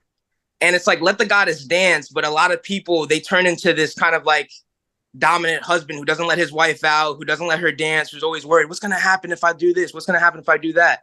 But I teach people to just accept the goddess as she is. A lot of people, they try to control this existence, and they become averse to existence where they want to renounce, or they hate society, or they hate, the external appearance. But I teach people that it's okay. Enjoy the show. It's beautiful. Everything's beautiful about it. There's nothing separate. And it's like, once you go beyond experience, you realize that you can enjoy experience, because this limitless self is beyond an experience, but it can experience anything. That's the beauty of God. and a wise sage, Sri Agoreshwar Ram, he said, Krishna wants to experience your senses. Why not let him? Why deny him that pleasure? Because God, limitless self, the experience of the senses is not separate from God. So I teach people not to hate Maya, but accept Maya as a part of God, because there's nothing wrong with experiencing as long as you don't fool yourself into thinking that the experience belongs to you. So I teach people that, and just see everything as the goddess. Don't try to fight the illusion. Just, don't create this separation. Don't create this identity that is, oh, I'm spiritually superior to Maya, and it's like one who knows that they've won doesn't need to say that they've won. It just is as it is. So it's like, don't try to fight with Maya with your mind. Just know that everything goes back to source, but that also means everything is a part of source. So at the same time, you have to realize that everything that you experience, there's no need to run away from anything. Everything is you. So I just don't, even the word Maya, while it's, we use these words to lead back to source, even Maya is God in itself. You realize as the path goes on, it's like, but Maya is a good reference point to get people out of this like illusion of like thinking you're going to find satisfaction in this external world. It's an illusion. It's never going to satisfy you. It never will. Thank you, Guruji. Liam? You're on mute. Hello? So, Liam, next. Yeah, thank you. I think Maya and Avidya, they get a bad rep. Sanskrit words are notoriously difficult to translate, but it's no coincidence that there's a lot of M's here between Maya and Mata, between material and maternal, or even today, matrix and matriarch. They all share a very common etymology, and it's that there is a connection between Mother Nature and this cosmic existence. We sometimes translate Maya to illusion, but it's really a shorthand for the divine illusion. Illusion only because it's full of forms that come and go, but that underlying Brahman is unchanging relative to the Maya. And no one can conquer Maya except for God, because exactly what Guruji said, the Maya is an expression of God. We refer to God as having he, him pronouns only relative to Maya, which is the goddess that has she, her pronouns, like Purusha and Prakriti, like Shakti, Shaktiman. The duality is there between that still essence, that nothingness, Brahman, and the power to create material existence, Maya, the expansion, the movement, the dance. They are both divine, and Maya is just one form of the divine as well. There's famously 3 Shaktis of the Shaktiman, 3 energies of the energetic or potencies of the potential. The Maya is one of them, and that's the material energy. But then there's the Yoga Maya, which is the avidya, the ignorance. Itself is a form of the divine feminine, and the jiva as well, the idea of individuality. And all of them should be respected as the Divine Mother, that there is just a potency there in the material energy, in the ignorance, and in the individual that is no less divine than that ultimate realization of Brahman. I'm reminded of the term Paramahansa, where Hansa refers to a swan. I actually just happen to have one next to me, a paper swan. But that's unrelated. But a Paramahansa is a great swan. A swan can survive in the ocean of Maya, but a Paramahansa goes beyond. But beyond that, we have the word Hari, which is a name for both the Shakti and the Shaktiman, God and Goddess as one. And the Sanskrit definition for Hari is the one whom steals the hearts of Paramahansas. That there's these great liberated beings that are in Nirvikalpa Samadhi. They are in non-dual absorption. They have no awareness of the world. And yet Hari, which represents both that divine masculine Brahman and the divine feminine Maya, she steals the heart of the Paramahansas, the liberated beings, and returns them to Maya, not to experience more and more suffering, but so they can recognize the divinity in all of creation, not just the source, the ultimate source, which goes beyond. Avidya is also very self-evident as avidya, the lack of knowledge. We might refer to ignorance as some defect in someone, but it's really just the potential for knowledge to come. Saying that one has avidya means there's more to learn. And to me, that's exciting. I would rather have avidya than vidya, because then that means there's something to grow into, something to expand into. And so the journey continues. Thank you. We'll go to me, and then Artem, you can follow once I'm done. So yes, for me, a video is obviously basically my individual ignorance that I have, that I'm this, in Vedanta they constantly call it the BMI, which is body, mind, intellect.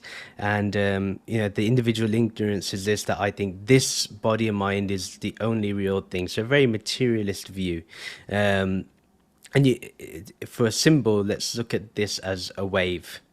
And then Maya is basically the power that causes me to believe that this world and this universe is real. So you have the ocean. And then there is this universe, it's another term that's used, which I really like, which is mithya. So what mithya means is that this universe or this whole existence is neither real nor unreal.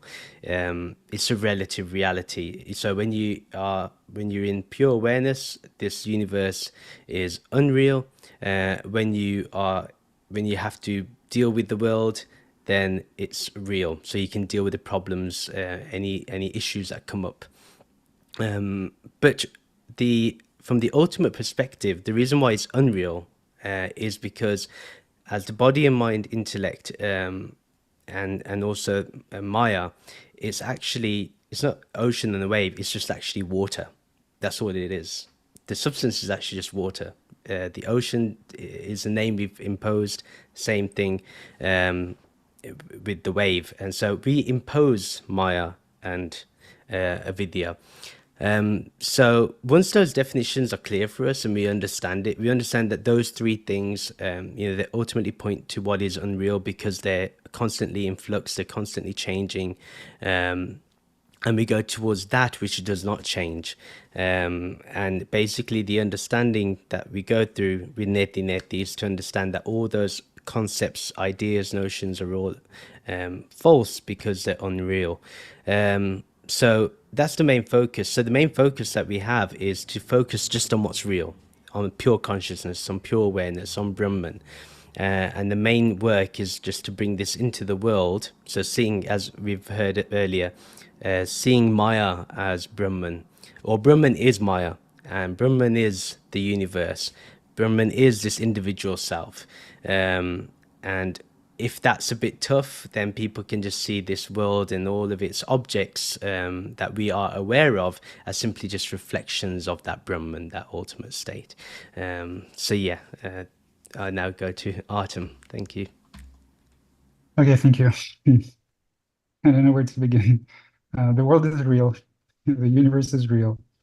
The enlightenment can be said to be also acceptance of death. So the world is not real from the perspective of death, actually. So if the world was completely unreal, then why would try to affect people? Why would teach? Why would do anything at all? It's an absurd view from my perspective. So when I look at to talk about the concepts of ignorance and Maya, Maya is also real. So I actually agree with Josiah Oh, sorry, Josiah, I think, right? So I'm sorry.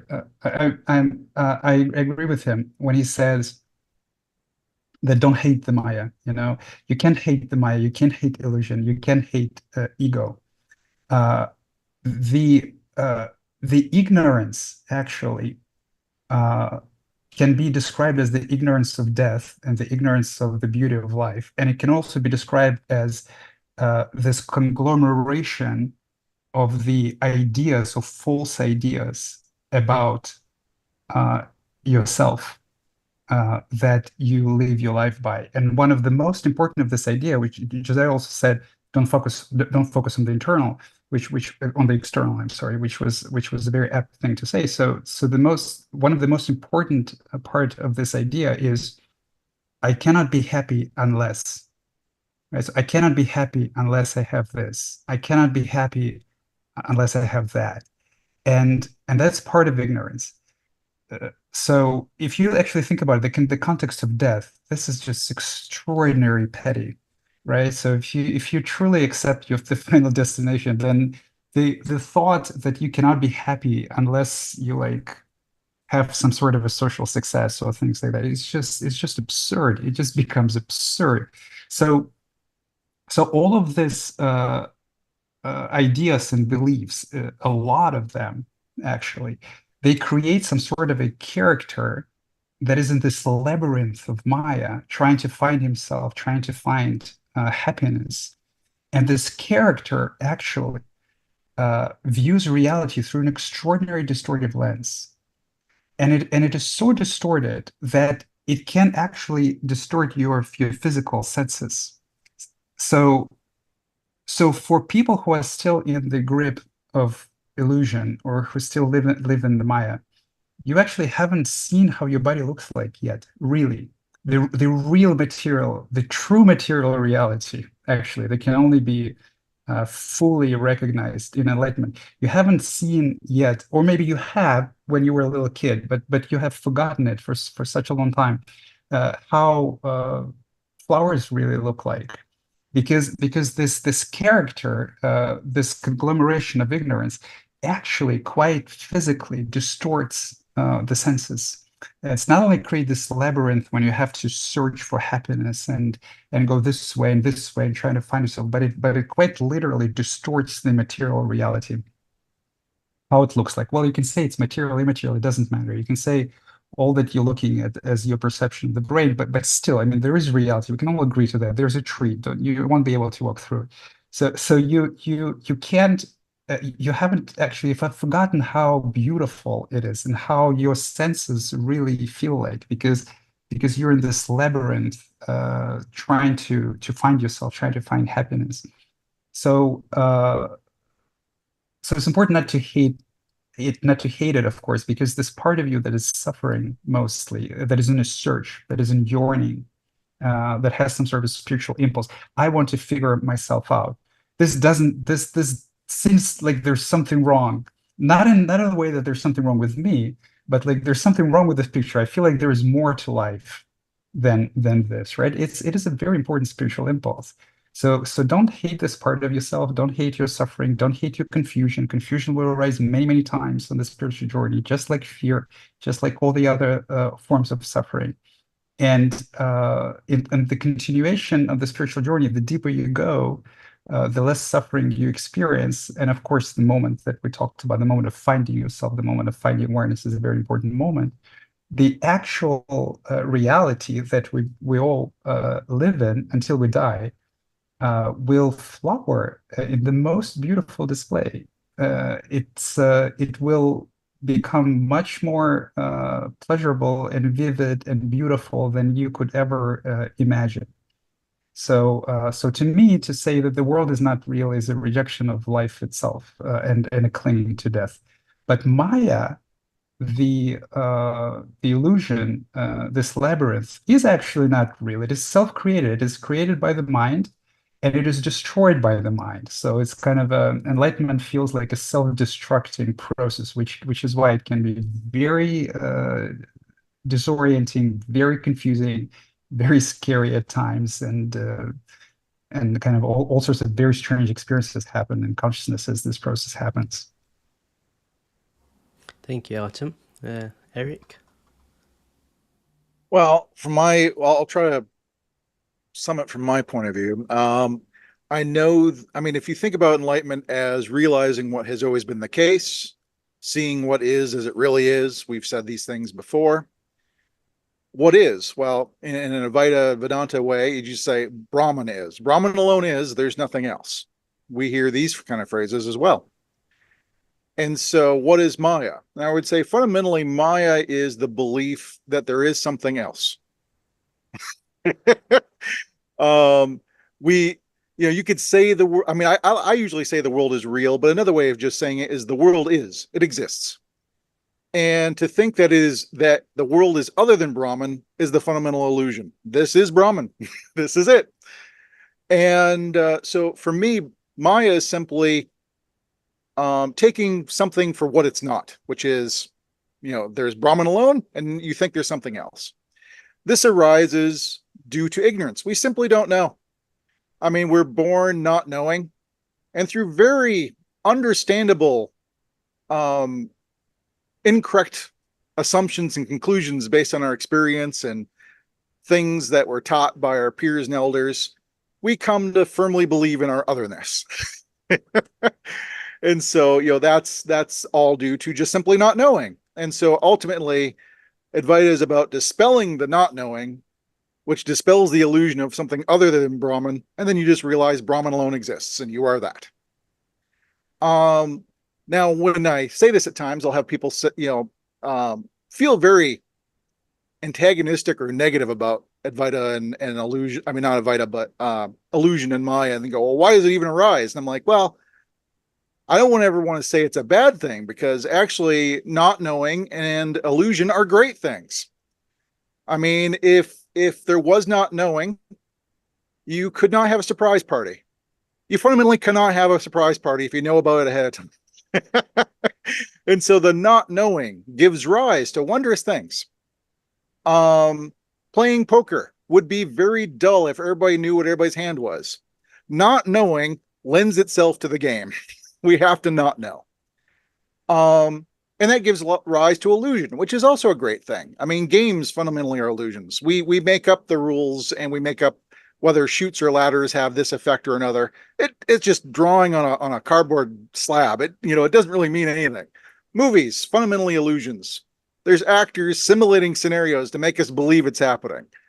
A magician's show, casting these illusions and tricks. These are great things. Illusions is a great thing. Ignorance, I think, is a great thing. I would never say it's a negative, but it is a double-edged sword, and we make ourselves miserable with it. And so, I wouldn't say all illusion and ignorance must be dispelled, but I would say it's to focus on the fundamental illusion, Maya, of something other than Brahman, and dispelling that not knowing that allows that incorrect assumption or illusion to arise. So I think if the the goal is the elimination of suffering, then anytime you have a contraction in the body, or anytime you feel trigger or whatever, you feel hurt, there is a view that you're attached to. There is a belief that hasn't been looked at. So I keep going back into like the middle way. It's the freedom from all extremity, right? You might think that an extremist is someone who is a suicide bomber or something like that, but actually, before awakening or non-duality, the mind is always an extremist mind. It's always making a view an extreme view, right? Whether that's a view in the separate self or a view, like I said, even in Brahman. So I guess my point is I want to challenge some of those views, like when people use words like eternal substrate or eternal awareness or something that's unchanging. Like something that's unchanging versus something that's changing. They're two extremes, actually. It's just death. The death and life are actually one, right? Well, yeah, but when people talk about something that's unchanging, they talk about death without realizing it. Right. So are things unchanging or changing? You can't really say one or the other, right? They kind of Well, give Like, Oh yeah, it's two sides of the same coin. I mean, it's we're like two sides of the same coin, exactly. So this whole notion of this unchanging eternal source witness thing, that's the thing I want to challenge. It's like, is there really such a thing? Like, if you look really closely, is there really such a thing, or is that just an experience or a belief that you're attaching to this, right? I look at the stages of realization as, of course, all those stages are completely just, they're just categories of the mind. But I would like to make a little, I like to talk about stages sometimes, even though the first realization I had after self-realization was this is beyond stages. But just to make things a little bit more clear to that there are depth into awakening. There are depth into non-duality even. The first stage can be called unbounded consciousness. That's the I amness or the power of now or the pure presence. But basically, like pretty much everything that most spirituality talks about is about this. This is finding awareness or the sense of eternal awareness. And then there's this non-dual union where the subject-object collapses, you merging with everythingness to nothingness. That's kind of like the Brahman kind of stage. And then the third stage is the anatta realization or the emptiness realization. And when I say emptiness, again, it's not like a blank or something that don't exist. I'm talking about how everything is dependent or arisen. So when you take the middle way, you destroy all extremities, right? So even Brahman is a process of dependent origination. Even Brahman is dependent arisen. So if you see everything is interconnected, everything you perceive to be the container or the background of experience, say space, time, or consciousness of Brahman, is actually not the container for cosmic conditioning, but actually in themselves, they're also part of the conditioning. So when you destroy all views like that, then that's freedom. Because people are like, okay, the view, is that an intellectual thing? Yeah, in a sense it is, but at the same time, it has physical, emotional implications. Like I said, when you are triggered, there is a view you haven't looked at. So that's one way to do this kind of inquiry. That this is what the Buddha discovered. The Buddha really talks about. Actually, he debated with a lot of Brahmins. He's not saying Brahmins don't exist. He's saying Brahmins lack inherent existence. Even Brahman is quote unquote empty. They lack inherent existence. Even emptiness is empty too, because you can't cling on to even emptiness.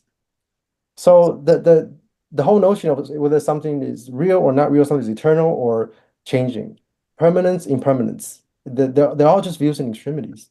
So I guess what I want to do is invite people to transcend all extremities, but include all the views to find the middle way. And this can kind of explain all the things that we've been talking about: effort versus effortlessness, progressive versus sudden path, right? Waking up versus cleaning up, self versus Brahman. And you see how all these extreme views are just they codependent arise. Right? It's kind of like the observer's effect, right? Things come into existence only through an interaction, and that's love, right? So the consciousness cannot exist without the subject of consciousness and vice versa. So this whole duality of, oh, is this just a brain or is there the universal thing over there? They are also probably codependent arisen process. And if everything is just codependent arisen, that means like neither has inherent existence. But somehow, when things come together, there is something that there is an experience, sure. Yeah, but then at the same time, quote unquote, nothing's happening. So it's not like things don't exist or things exist. Yeah. One thing I'd like to add to balance it a little bit is kind of like Eric said, that he doesn't think that one absolutely needs to go all the way and clean all the suffering. And I understand the tendency to advocate for that completely. I also advocate for that. How was that again? You said that one doesn't have to like fully clean themselves out of all suffering, I think. No, I didn't quite say that, but okay. You did not? No, I would say suffering falls away by and large. But you never know about certain buried conditioning that may arise. So I don't go absolutist, but I would say by and large suffering has to fall away. Yeah. Most of it. I'll even venture to say 99% of it.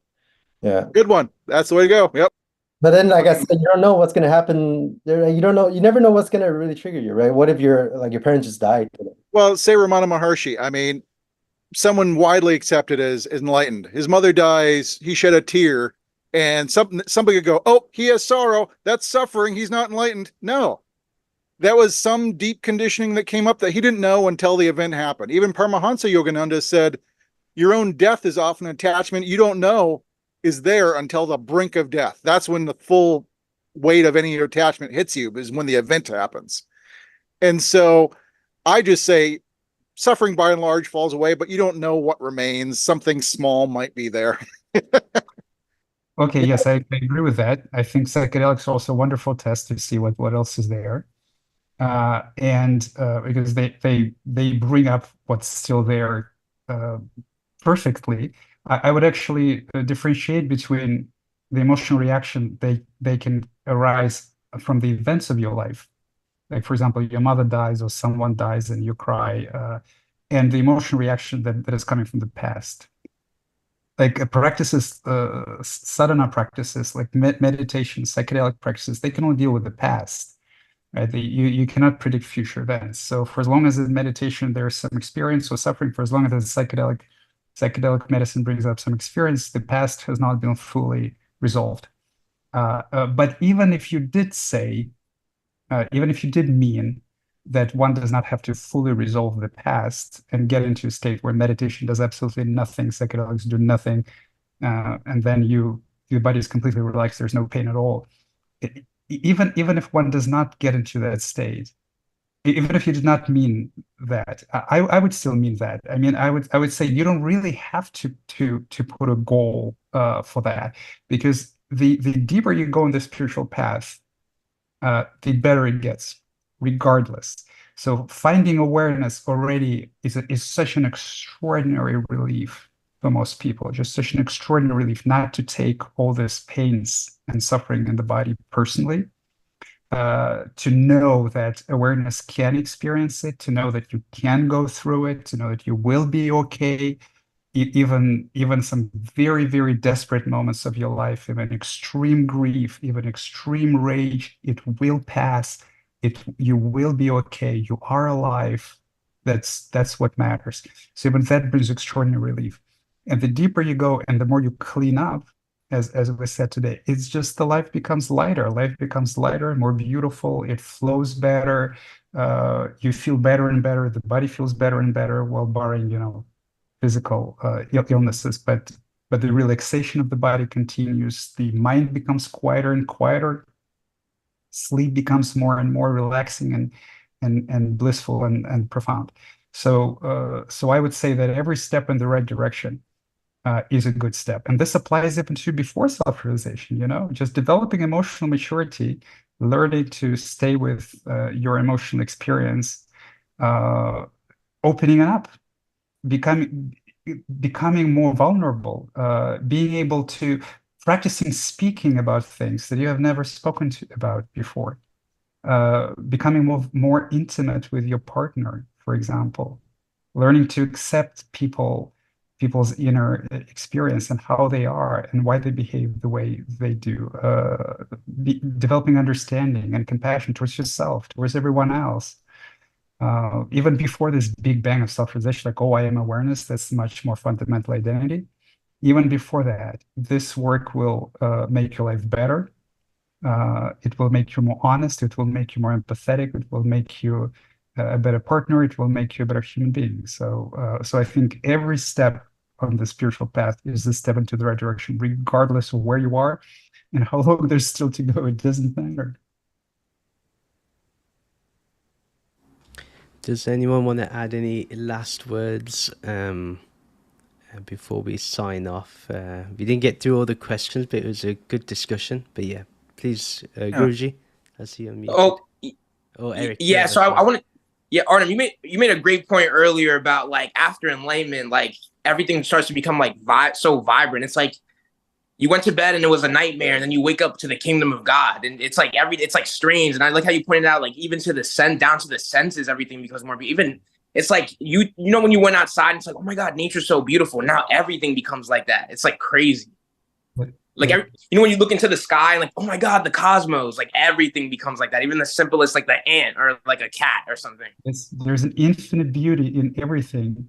Yeah, I know. Adaptation once said, I really love this quote. He said, "There's more truth in a blade of grass than in all the spiritual books." So that's beautiful. Everything is so beautiful, so gorgeous. The nature is infinitely complex. The life is infinitely complex. Every living being is a reflection of you. You see, when I look at the squirrel, there's two eyes, one mouth, two heads. I get hungry, it gets hungry. I look at the squirrel and I see myself. Everything is so beautiful. It's That the childlike wonder and awe comes back. It's Yes. like, it's a squirrel, it's a butterfly, it's a great thing. There'll be more and more of that, by the way.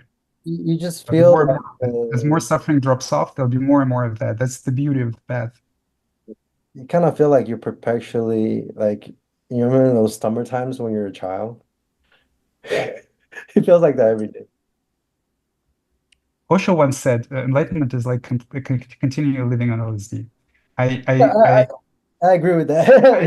I agree with that description, but if we also like if we take like those people who tried, he's not talking about the kind of the first part of the journey where there's like weirdness and Yeah, that gets he's talking about like what happens after the peak when there's kind of the plateau stage where there's just relaxation and you like so the trip is pretty much over and you feel so at home and everything is calm and everything is beautiful and people's faces are beautiful and you're much more relaxed and so that's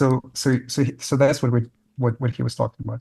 And of course there would be, if you continue living in this state and especially if you continue practice, there will be again some moments of suffering. Some suffering will come up in a wave that usually comes up in waves. And then you'll suffer, you'll give it attention, the love will dissolve it. And again, and there will be a slight deepening of this. Oh, it is even more peaceful. It is even more beautiful.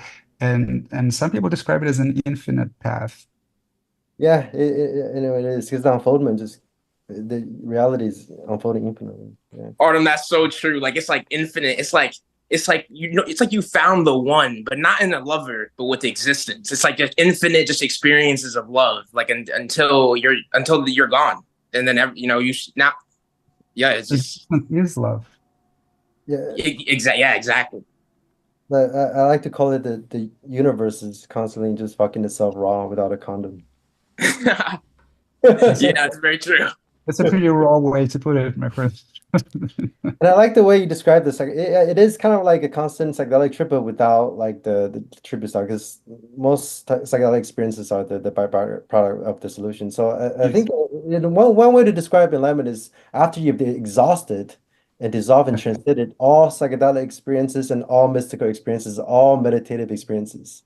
Yes. Because we haven't talked about it, but people can get really sidetracked with experiences, and they usually cling onto those experiences and create other beyond. Yeah, but it's also important to know that for as long as they come, it's important to have them. Like for as long as spiritual experiences come in meditation or in psychedelics, unitive experiences, have them. As Adyashanti said, also he has quite a lot of beautiful quotes. He said, "Nothing that you still have the taste for can be let go of." So if you still have the taste for spiritual experiences, unitive experiences, they will happen again and again, and they will bring you closer and closer to experiencing this unity permanently and effortlessly throughout all your waking state. And the same actually can be said about suffering. So for as long as there's still anger, or there's still insecurity, or there's still grief, or something that arises, rejoice. It's wonderful. It's an opportunity to go deeper into the grief, go deeper into the anger or fear. Great, fear, wonderful. So enjoy it and enjoy it all. And then through this enjoyment, the suffering will slowly dissolve. And the only thing that is really left is peace, love and peace. Yeah, every time you drink, it's actually a blessing in disguise. Every time something comes out, you can only dissolve it into love. Yeah, yes, unconditional love and acceptance. Yeah, that's the entire path, actually. As you delve into the suffering, though, I think it's also important to, as you embrace it and experience it, to look at it deeply and see the roots of it, because there's usually some belief, some concept. There's something buried in there that makes it arise. Yeah, exactly. I would actually disagree with that. I don't think that thoughts or concepts create suffering. My view on that is that thoughts and concepts reflect it. So when you have sufficiently accepted suffering on the level of sensual experience, the belief that was associated with the suffering. You're right that they're intimately interconnected. The beliefs and the false beliefs in suffering, two sides of the same coin. But when the suffering is sufficiently accepted on the sensate level, the belief that was associated with this suffering becomes obvious. It immediately springs into the mind view, and it is immediately seen as absurd. So, and I also wanted to mention something really important, but I forgot. Sorry. Well, as you think about it, I would say, suffering arises fundamentally due to ignorance. And I think it comes down to the deeper understanding, not mental. The mental is too fickle. It's not about mentally getting it. It's not about thought, but there's a deeper understanding that because there's usually a stored belief, some kind of conditioning, something in there, usually in the body, that if you can see how the suffering arose and what is the basis of it, once it's totally seen, a lot of times it dissolves on its own at that point. Yeah. Well, I remembered what I wanted to mention. Yeah, I don't disagree, Eric. So I wanted to comment the Frank's point. So especially for awake people, I mean, mostly for awake people. If not yet awake, you have to be careful with that. But for awake people, every trigger is grace. Every single one. So when you deal with people, and the people who can trigger you most are, first of all, enlightened people, those who are deeper than you in the spiritual journey. They can trigger you effortlessly. And interestingly, the people, loved ones, the people who in know relationships and family, they're the yes, best. yes. They're the best The people catalyst. who know you most, that's exactly why they can trigger you most, because they know your weaknesses. They have a certain view of you, which you probably won't like. And in the process of spiritual awakening, you will see how they really view you. And you won't like that at all. and so these people can trigger you very, very efficiently. And every time anyone triggers you and brings up the remaining pain in the body or some repetitive thought in the mind, like obsessive, view it as grace, view it as an opportunity to give awareness to these pains. And this would lead to changing of the stories and uncovering, opening up the false beliefs and dropping them. And the insights, the further and further insights will come. I love that point where it's like you said, like you see how people really view you, because it's like on this search for truth, it's like you see it's like, how do people really see me? Instead of like see your ego, like being blinded by your ego, it's like, oh, what does my ego want people to see me as? It's like you see what people, and it's like it's almost hilarious, and it's like it's very isolating, but in a good way, because you realize you only really have yourself in the end, and then you gain true friends because you stop betraying your true self. And this applies to the desire to want to be seen as enlightened. Yes, because there's no reason to be seen as enlightened. Who cares? Yeah. So we'll end it here. Thank you for everyone. I just wanted to give one last word before we go. I know that everyone gave different perspectives, and I really appreciated it. We went through a lot of back and forth to kind of elaborate on our points, and that was really good and straighten things out. I know there was something mentioned about psychedelics, and I don't know the age of every audience that will come across this video, so I just want to say, like, this channel does not endorse that. That's according to the speaker, and we fully respect what the speaker's experiences are. But what I would do promote is do Nam Japa. It gives you the same amount of bliss and Ananda as well, and also shows you where your triggers are too. So that's really good. So thank you, Artem, for mentioning those things, and Frank, thank you, Eric, for your wisdom. Thank you, Guruji, for joining us, and thank you, Liam. I know that you have your daily sanghas, Liam, so thank you for spending your time here. But yes, thank you. If there's going to be a part 3, we'll be in touch after this. But yeah, thank you to everyone who was in the chat. I really appreciate you being here, and everyone who liked the live. And may we all learn from each other and continue to grow. And thank you to each and every one of you. Thank you.